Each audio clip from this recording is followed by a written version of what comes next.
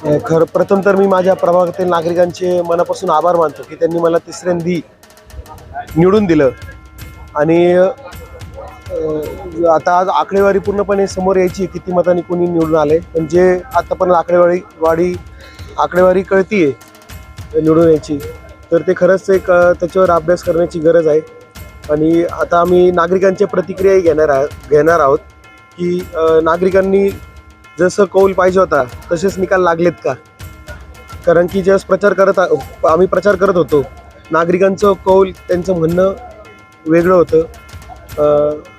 मी असं म्हणत नाही की मी एकटाच किंवा माझ्या सगळेच बाकीचे निवडून आले पाहिजे होते, पण जे प्रतिक्रिया होत्या, जे हे होत्या, ज्या पद्धतीने निकाल लागले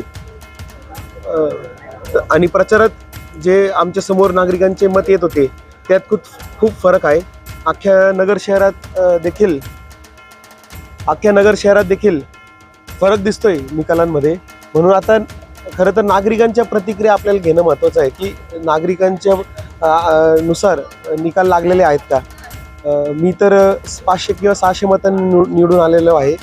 खरं पाहिलं तर जे प्रतिसाद होता घरोघरी जाऊन याच्यापेक्षाही जास्त होता.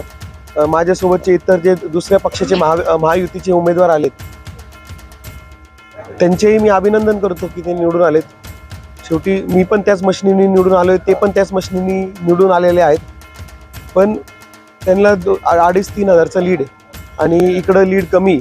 तर नागरिकांचा कौल मला पण वॉर्डात जर आता आज उद्या फिरल्यावर कळेल की नागरिकांचं खरंच हे मनातला लीड होता का किंवा याच्यात काही फरक आहे का. आणि EVM मशीनवर मतदान झालं पाहिजे, ठीक आहे, पण EVM सोबत बॅलेट पण सोबतवर मतदान झालं पाहिजे पेपरचं. तर प्रत्येक मतदाराचा विश्वास जर आपल्याला जपायचा असेल, मतदारांच्या चिठ्ठ्या आणि EVM पण ठेवा, चिठ्ठ्या पण ठेवा, दोन्ही झालं तर लोकशाही जिवंत राहील. आणि जर आपण फक्त मशिनीच्या आधारावर राहिलो, भविष्यात लोकशाही जिवंत राहणार नाही. कारण की इलेक्ट्रॉनिक गोष्ट कोणत्याही पद्धतीने आपण हॅक होऊ शकते किंवा त्याच्यात तडजोड होऊ शकते, हे आपण नाही तर बाहेरच्या लोकांनी पण सांगितलेलं आहे. म्हणून मी पुन्हा एकदा माझ्या प्रभागातील लोकांनी मला निवडून दिलं, मी त्यांचे आभार मानतो. धन्यवाद. जय हिंद, जय महाराष्ट्र. अधिक माहितीसाठी स्टार इंडिया 1 न्यूज पाहत रहा. चॅनलला सबस्क्राईब करा आणि अशाच अपडेट्ससाठी बेल आयकॉन दाबा.